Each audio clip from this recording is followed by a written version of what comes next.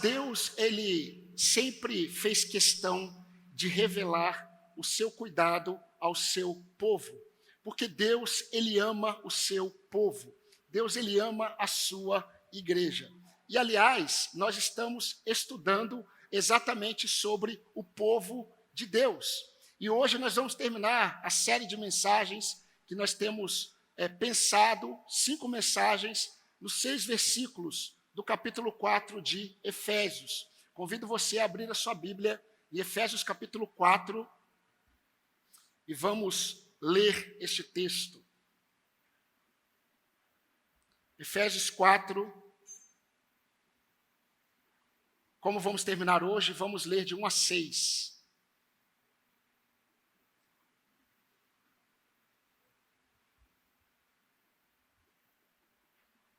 Diz assim a palavra do Senhor.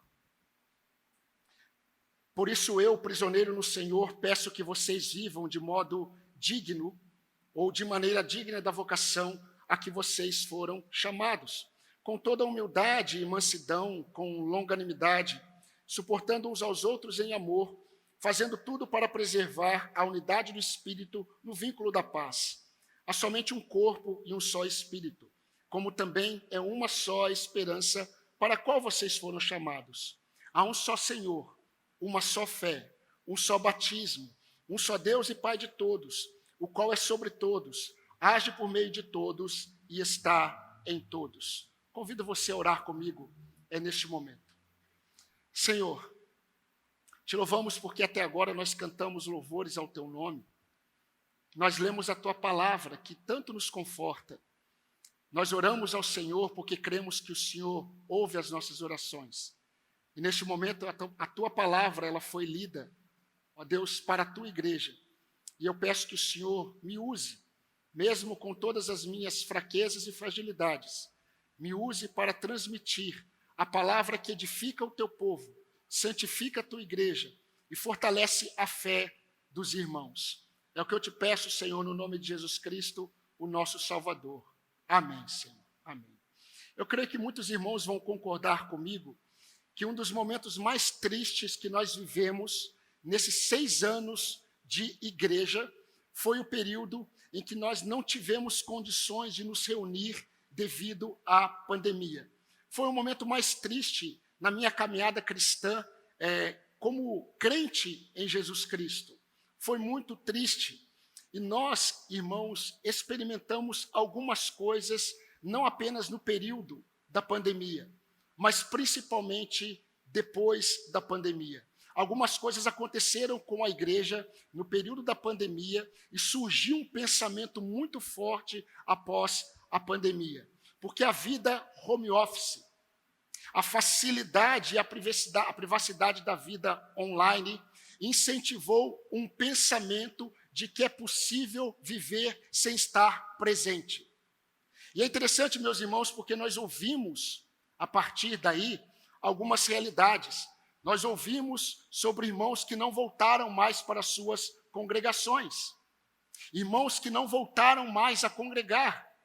Nós ouvimos sobre alguns irmãos que começaram a se acostumar com um novo normal, que nunca foi normal na perspectiva bíblica. E alguns começaram a trocar o culto presencial pelo culto online. E até hoje, alguns irmãos estão dessa forma. Mas, queridos, eu creio que aquilo que aconteceu nada mais foi do que a santificação de Deus em relação ao seu povo. Aliás, eu já falei para os irmãos que eu creio que a história de toda a humanidade nada mais é do que a história de Deus com o seu povo. E é interessante porque quando nós pensamos nisso, nós vimos, inclusive, que algumas igrejas elas fecharam as portas, porque os crentes não voltaram e os pastores não conseguiram mais honrar os compromissos que tinham, porque os crentes se foram. Mas tudo isso foi o trabalhar do Senhor para santificar a sua noiva. Meus irmãos, como nós já sabemos, no final de todas as coisas, no final de toda a história da humanidade, no fim, quem subsistirá em vitória será a igreja e Jesus Cristo. Por isso que toda a história da humanidade, tudo o que está acontecendo para cumprir os propósitos de Deus para a redenção do seu povo eleito. Por isso que nós temos que pregar o Evangelho, nós temos que testemunhar de Cristo, porque ainda há muitas ovelhas do Senhor que precisam ouvir a voz do Senhor e serem arrebatadas pelo Senhor. Meus irmãos, quando as diferenças, inclusive divergências de pensamentos, eles se tornam um ingrediente propício para divisões, para separação, a obra de Deus na morte e ressurreição de Jesus Cristo, produzida pelo Espírito Santo de Deus na vida de cada convertido, é capaz de unir o que por essência se divide. O homem por essência se divide. Somente o poder de Deus para unir pessoas tão diferentes que por essência irão se separar, e Deus coloca todo esse povo diferente, todas essas pessoas tão diferentes num só corpo.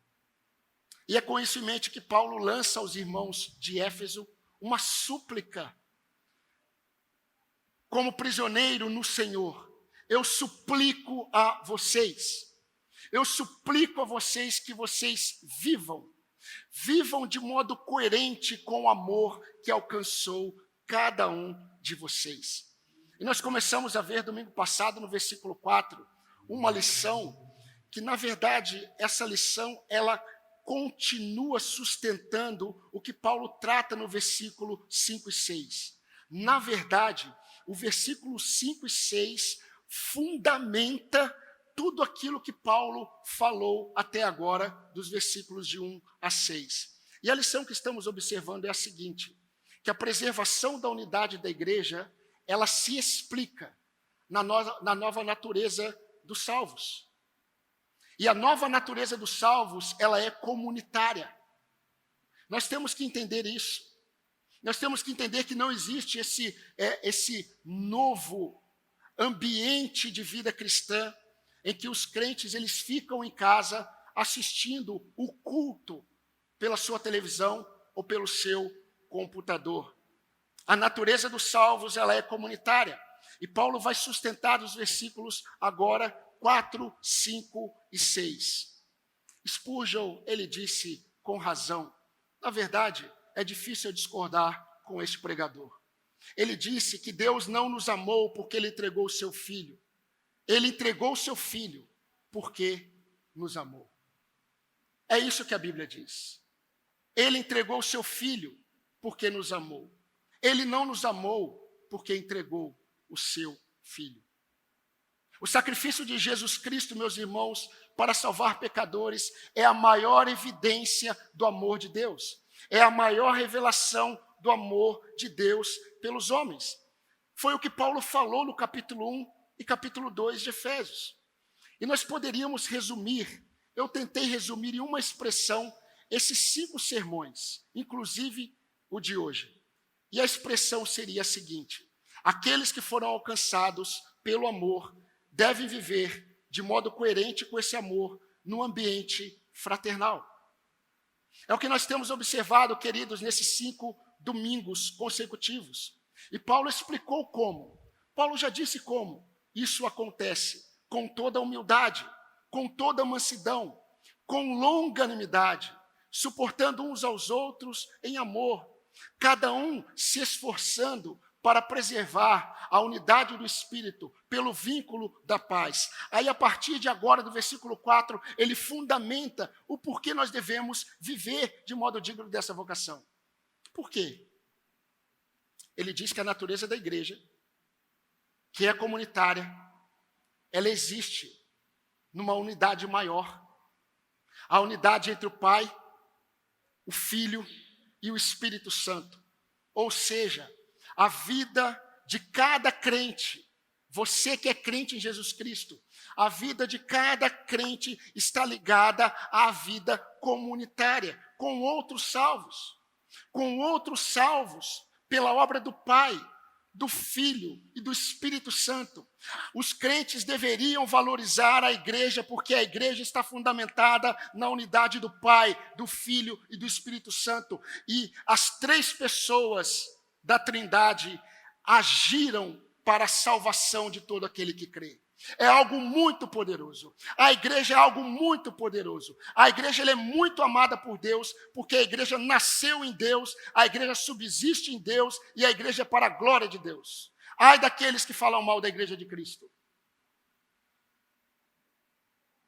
Meus irmãos, a natureza de cada convertido a Jesus, tem a ver com essa vida em comunidade. Aos olhos de Deus, grave isso, aos olhos de Deus, as nossas vidas só fazem sentido no ambiente da comunidade, com outros convertidos. Se você é alguém que crê em Jesus e não está congregando, a sua vida é incoerente ao amor que te resgatou. Meus irmãos, no domingo passado vimos Paulo fundamentando essa verdade quando ele falou sobre a unidade do corpo e o agir do pneuma santo de Deus. Nós vimos isso quando ele disse: há um só corpo e um só espírito. Esses 5 sermões, irmãos, eles são doutrinários. Esses 5 sermões, eles são sermões que sustentam a identidade da igreja e tão importante para o nosso tempo. Mas Paulo, ele quer fundamentar ainda mais isso. Paulo, ele não apenas roga à igreja. Paulo, ele não é aquele que apenas diz assim: eu suplico que vocês vivam com humildade, eu suplico que vocês vivam em mansidão, eu suplico que vocês suportem uns aos outros, sejam longânimos. Paulo, ele não está lançando um sentimento. Paulo, ele fundamenta o porquê ele está convocando a igreja a viver dessa forma. E eu quero afirmar, na verdade, eu quero reafirmar algumas afirmações. Eu quero reafirmar aquilo que Paulo afirma aqui. E Paulo começa no versículo 5 ensinando a primeira lição. Todos os crentes devem se submeter a apenas um único Senhor. Todos os crentes devem se submeter a apenas um único Senhor. Ele começa o versículo 5 dizendo assim: há um só Senhor. Sabe por que, queridos, que vocês devem viver em humildade, mansidão, longanimidade, suportando uns aos outros em amor, se esforçando para preservar a unidade no vínculo da paz, porque há um só corpo e um só Espírito que move esse corpo, e agora diz: há um só Senhor. E agora ele está pensando em Jesus, ele está pensando em Cristo, ele não está falando no Espírito Santo, como vimos domingo passado. Queridos, uma das verdades mais importantes que você vai encontrar em toda a Bíblia, que Deus ensinou ao seu povo de Israel, e Deus também ensina à igreja, é essa: há um só Senhor. Eu já disse aos irmãos que muito tempo atrás, o irmão Sandro, ele nem se lembra disso. Ele falou para a igreja assim: se Jesus Cristo é o Senhor, por que não vivemos como se Ele fosse Senhor? Essa é a verdade que Deus sempre passou para o seu povo. Os israelitas, eles até hoje em Jerusalém, se você passar suas férias lá, você vai ouvir em determinado momento da manhã e no final da tarde a Shema: ouve, ó Israel, o Senhor nosso Deus é o único Senhor. Deuteronômio 6, 4. Aos Coríntios, Paulo escreveu: para nós, porém, há um só Deus, o Pai, de quem são todas as coisas e para quem existimos. E há um só Senhor, Jesus Cristo, por meio de quem todas as coisas existem e por meio de quem também nós existimos. Meus irmãos, que verdade importante para cristãos, judeus e gentios de Éfeso, que nasceram sendo senhores de si mesmos. Quando crentes eles vivem como se não tivessem um único Senhor e seguem os seus próprios corações, eles desprezam, na prática, o senhorio de Cristo Jesus. E não é interessante, meus irmãos, antes de falar sobre os dois fundamentos, que não é uma parábola que Jesus contou, quando Jesus ele fala sobre as duas casas, uma construída na rocha e outra construída na areia, quando Jesus ele fala sobre isso, antes de falar sobre isso, veja o que ele disse. Porque vocês me chamam Senhor, Senhor, e não fazem o que eu vos mando? Lucas 6:46. Queridos, a verdade é que nós não temos diversos senhores na igreja. Há apenas um Senhor. Não há nenhum membro que é Senhor. O pastor não é o Senhor da igreja. Os diáconos, eles não são os senhores da igreja. Homens não são senhores da igreja. Denominações não são senhores da igreja. Há um único Senhor. Há um único. E esse Senhor é Jesus Cristo. E Paulo continua. E ele diz, todos os crentes possuem uma única fé. Há uma só fé. Eis um tema que divide a igreja. Se há um tema que divide o mundo evangélico, é a fé. Porque, queridos, muitos creem em muitas coisas. É interessante, eu me deparo com muitos irmãos queridos, convertidos a Jesus. Mas quando eles começam a falar sobre a fé, o Cristo que eles falam não é o Cristo que está revelado na Bíblia. Eles criaram um Cristo em suas mentes. Eles criam possibilidades de uma caminhada com Deus que nunca esteve nas Escrituras. Então nós temos Cristos diferentes. Nós temos fé diferente no meio do povo de Deus. Mas Paulo não está falando dessa fé que divide. Paulo não está falando dessa fé que produz divisões devido a crenças diferentes. Paulo está falando de outra coisa. Paulo está falando, queridos, de algo que nos identifica, inclusive se estamos andando na fé, se estamos andando na verdade.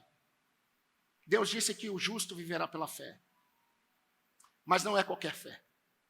É a fé que está fundamentada na verdade sobre o Cristo, o Filho de Deus. Essa fé une a igreja. Essa fé une batistas com assembleanos, com presbiterianos e outros irmãos. Essa fé é aquela que se você sair daqui e você for para outro país e você entrar numa congregação, você sentirá que é um com aqueles irmãos, porque todos clamam e exaltam a Jesus Cristo. Você pode encontrar irmãos que têm pensamentos diferentes, mas quando ele fala sobre Jesus e o olho brilha, essa é a fé que nos une. É isso que Paulo está falando, há uma só fé. E essa fé é aquela fé que une todos os salvos, de todas as épocas, mesmo com placas de igrejas diferentes. Assim como o povo saiu do Egito, muitos cristãos em Éfeso, eles tinham muitas crenças. Os gentios que vieram do paganismo, eles tinham muitas crenças. E alguns permaneceram com essas crenças, mas eles tinham uma única fé em Jesus Cristo. Eles ainda tinham que santificar o pensamento deles, porque eles criam em muitas coisas, mas eles criam que Jesus Cristo é o Senhor. Também nós tínhamos judeus que se converteram. Eu sei que você sabe disso. Os gentios, eles eram politeístas. Eles criam em muitos deuses. Os judeus, eles eram teocráticos. Eles criam em um único Deus. Mas eles também estavam apegados a crenças. As crenças que esses judeus eles levaram para a igreja, dividiu a igreja por um bom tempo.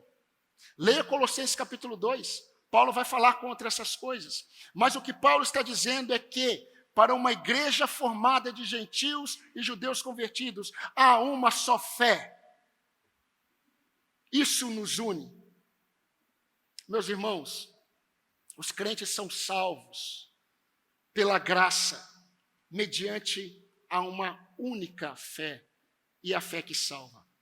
É essa fé que reconhece Jesus Cristo como o único Salvador e Senhor que une os cristãos de todo o mundo.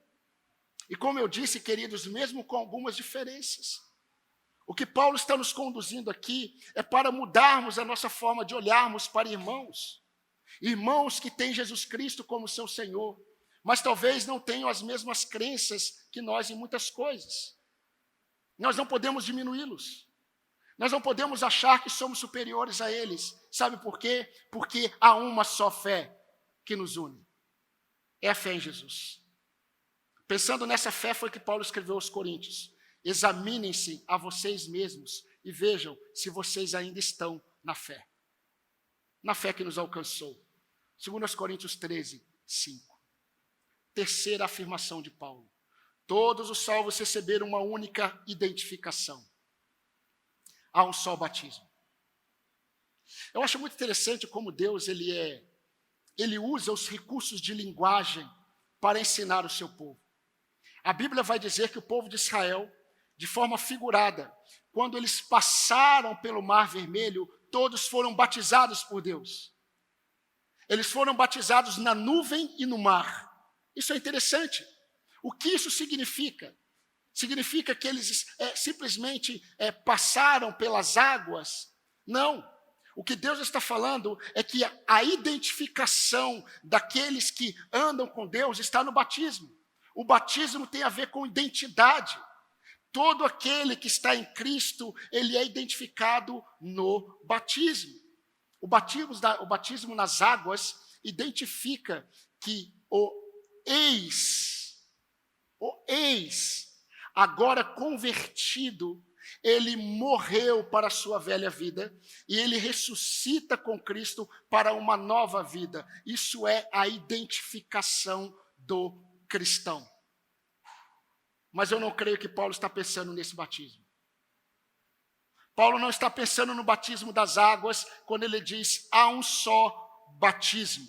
Paulo está falando no batismo com o Espírito Santo. E nada tem a ver com dom de línguas, nada tem a ver com segunda bênção. 1 Coríntios 12, 13, veja o que ele diz. Porque por um mesmo Espírito fomos também batizados em um só corpo. Pelo mesmo Espírito fomos batizados em um só corpo, ou seja, nós fomos identificados no corpo de Cristo por meio do Espírito, quando fomos batizados no Espírito. Quer judeus, gregos, escravos, livres, a todos foi dado de beber de um mesmo Espírito. O batismo com o Espírito Santo, que cada salvo, ele experimenta, meus irmãos, é o recebimento do próprio Espírito Santo. Todo aquele que crê em Jesus, ele é selado com o Espírito Santo da promessa. Ele é batizado no Espírito Santo. Ele experimenta a identificação com os filhos de Deus. E Paulo termina falando da unidade com o Pai. Paulo é muito profundo. Todos os salvos possuem um só Deus e Pai de todos. E é interessante o que ele fala sobre Deus, o Pai. Ele fala que todos os salvos possuem apenas um Deus e Pai. Todos os salvos. E agora ele começa a mostrar que esse Deus e Pai ele não é exclusivista. E ele é detalhista. Eu quero explicar para os irmãos. Deus e Pai de todos, ele não é exclusivista em sua apropriação. Paulo diz, ele é sobre todos. Ele repousa sobre todos. Paulo continua. Ele não é exclusivista em seu agir. Ele age em todos. Ele age por meio de todos. E ele também não é exclusivista em sua habitação. Ele está em todos. Ah, meus irmãos, que importante isso. Como isso é importante para a unidade da igreja. Porque a unidade da igreja, meus irmãos, ela está fundamentada na unidade do Pai, com o Filho e com o Espírito Santo. Nada pode destruir aquilo que foi criado para ser um. Nada pode dividir aquilo que nasceu em poder para ser um. Por isso que a igreja ela é indestrutível. A igreja não é indestrutível pela capacidade dos crentes em crer, romper em fé. Não. A igreja ela é indestrutível porque ela nasce na unidade do Pai, do Filho e do Espírito Santo. Um Deus, um único Deus, um só Senhor, uma só fé, um só batismo, Deus Pai e Pai de todos. Ele repousa sobre todos, Ele age por meio de todos e Ele está em todos. Isso dá peso à forma como todos os crentes devem olhar a natureza da igreja e a vida em comunidade. Eu já disse aos irmãos que nós costumamos avaliar aquilo que Deus criou a partir das nossas experiências. Então, crentes, eles dizem coisas sobre a igreja porque eles avaliam a igreja a partir das suas experiências. A igreja ela é uma bênção ou a igreja ela não é uma bênção assim, por causa da experiência que ele teve. O casamento, ele é uma bênção ou o casamento não é uma bênção, dependendo da experiência que ele teve. Filhos são uma bênção ou não são uma bênção, porque ele está olhando para a experiência dele. Mas quem criou o casamento foi Deus, é muito bom. Quem deu os filhos foi o Senhor, herança do Senhor, é bênção. Quem criou a igreja? Cristo. Então a igreja é uma bênção de Deus. É uma bênção de Deus. Independentemente dos pecados, das falhas, das fraquezas dos crentes, a igreja de Cristo é uma bênção de Deus. Eu espero que mesmo que você não diga amém alto, no coração você diga amém. Amém. E meus irmãos, agora de forma muito prática, esse conhecimento da unidade da igreja, ele fortalece a igreja no seguinte entendimento, de que a igreja, ela sempre será preservada até o fim, porque ela está fundamentada em uma unidade muito superior, que nós já vimos.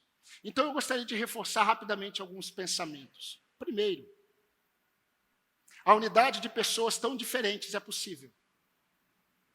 A unidade de pessoas tão diferentes é possível, porque está fundamentada não em obra humana, mas na Trindade Santa. Grave isso.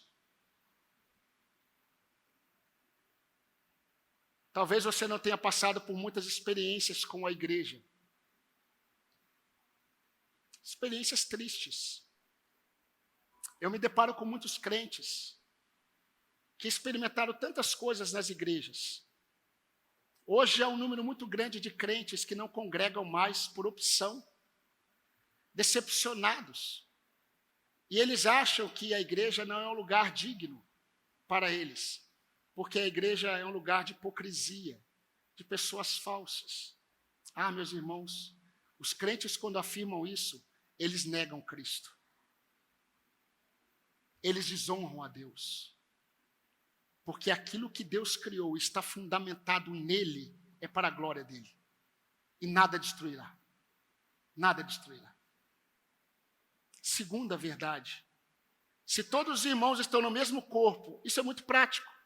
Se todos os irmãos estão no mesmo corpo, são movidos por um único Espírito, possuem um único Senhor, possuem um único Deus e Pai, uma única fé, um só batismo, um Deus e Pai que repousa sobre todos, que age por meio de todos e habita em todos, nós podemos concluir muitas coisas práticas. Estar animado com Deus e desanimado com a igreja é incoerente. Amar a Deus e não amar a igreja é contraditório. Estar bem com Deus e não estar em comunhão com a igreja é uma falácia do coração enganoso. Eu amo a Deus, mas eu apareço de vez em quando na igreja, isso é um engano do seu coração. Eu desejo agradar a Deus, mas eu não me importo em servir aos irmãos. Isso é incoerente. É incoerente com a salvação. É incoerente com a sua natureza, a nova natureza. É coerente com a sua antiga natureza, mas não com a nova. Meus irmãos, a minha unidade com o Pai, com Cristo e com o Espírito Santo é uma com a unidade que eu tenho com os meus irmãos de fé. São coisas inseparáveis. Isso é a coerência do amor. Durante 4 domingos nós estamos falando sobre a coerência do amor. E hoje eu termino dizendo o que é a coerência do amor. A coerência do amor é que a minha unidade com o Pai, com o Filho e com o Espírito Santo é a mesma unidade que sustenta a minha unidade com os meus irmãos de fé. E assim como eu não posso avaliar, como eu disse, aquilo que Deus criou a partir das minhas experiências, boas ou ruins, eu não posso avaliar a igreja a partir das minhas experiências. A igreja é santa. A igreja é bela. A igreja é a noiva de Cristo. Ele está santificando a sua noiva. Alguns vão ficar para trás, porque nunca fizeram parte do corpo de Cristo.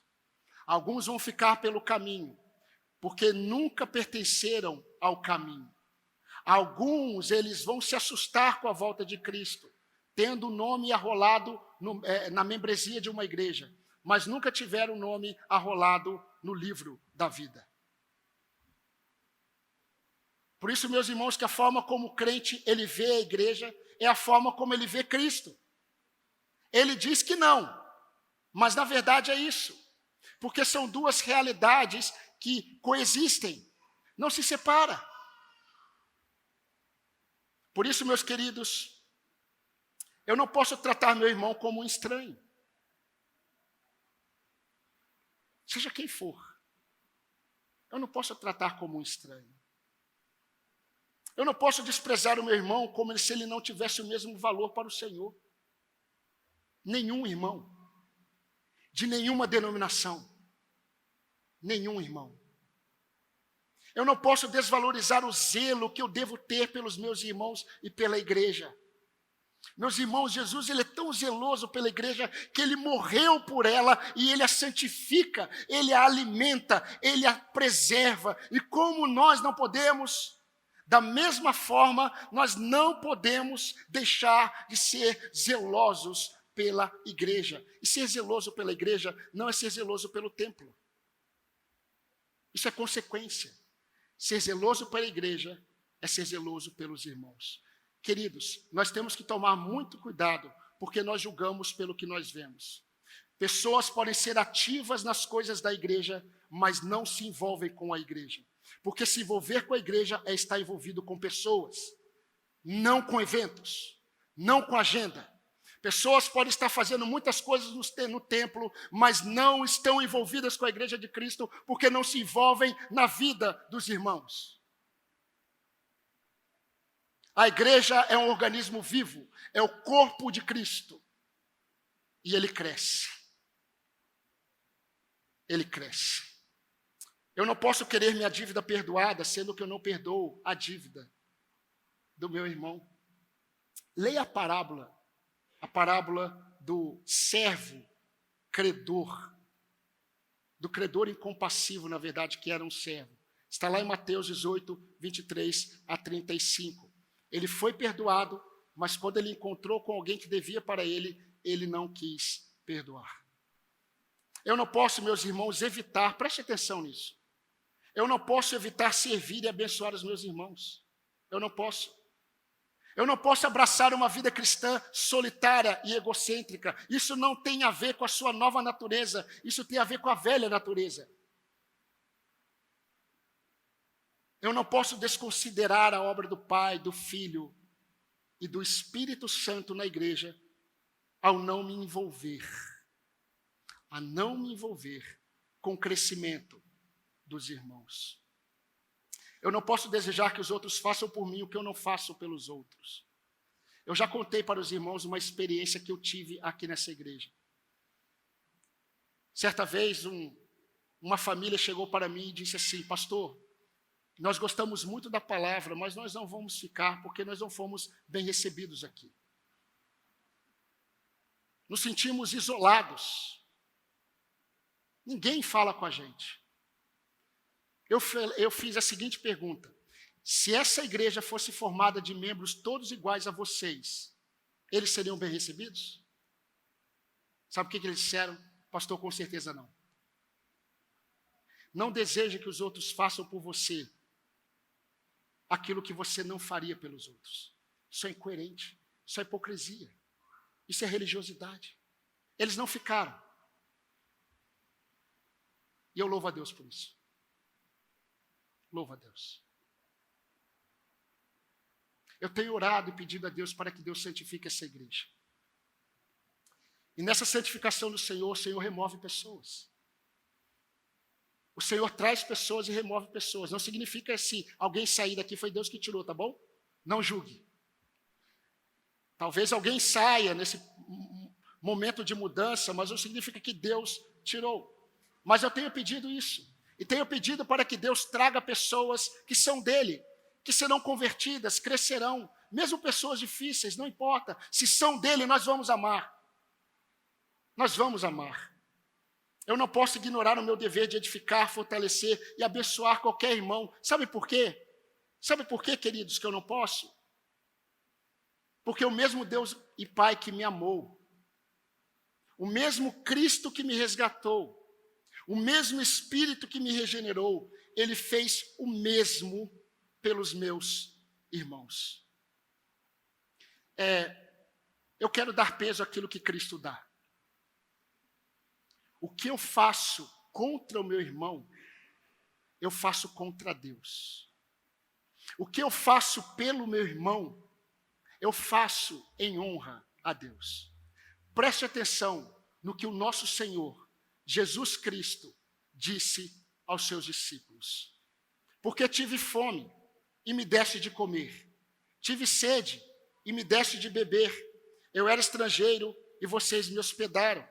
Eu estava nu e vocês me vestiram. Eu fiquei doente e vocês me visitaram. Eu estive preso e vocês fostes me ver.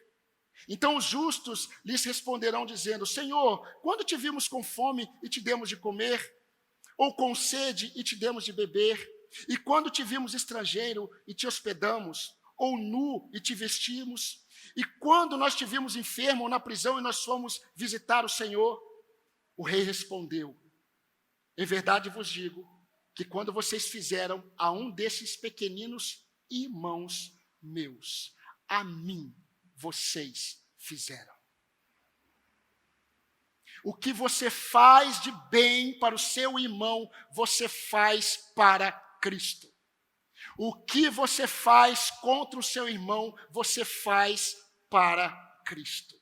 Só para mostrar o peso que a igreja tem aos olhos do Senhor. Falando em um só, eu termino com uma só pergunta, reflexiva, para todos esses 5 sermões. Eu respondi essa pergunta, mas essa é uma pergunta que só pode ser respondida diante do Senhor, não diante das pessoas, só diante do Senhor, em oração. E a pergunta é: o quanto a sua vida cristã, ela é coerente com o amor que te resgatou?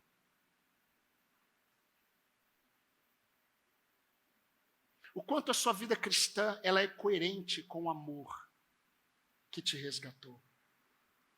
Aos Gálatas, Paulo escreveu, e eu quero terminar com esse texto: portanto, não nos cansemos de fazer o bem. No momento certo, teremos uma colheita abençoada, colheita de bênçãos, se nós não desistirmos. Desistir de quê? De fazer o bem aos meus irmãos. Que Deus nos abençoe, queridos. Que Deus nos ajude a andarmos de modo digno da vocação, a vocação a qual nós fomos chamados, nunca nos cansando de fazer o bem a todos os nossos irmãos. O Verbo de Deus, ele se fez carne e ele habitou entre nós. A verdade habitou entre nós. E o Verbo de Deus se fez carne com um propósito: viver, sofrer, morrer pela igreja e ressuscitar para a justificação dos salvos. Eleve a igreja de Cristo no seu coração, porque no coração do Senhor já está elevado no patamar que é dele. Eleve a sua visão sobre a igreja. Eleve a sua visão sobre a vida em comunidade. Eleve a sua visão sobre os irmãos. E mude a sua forma de conduzir a sua vida cristã. Ou continue dessa forma, se você tem vivido de modo digno desta vocação. Amém, irmãos? Terminamos assim essas 5 séries de mensagens que falam sobre a coerência do amor. Ore, porque a partir de domingo que vem, nós vamos observar outras lições em outras porções da palavra do nosso bom Deus.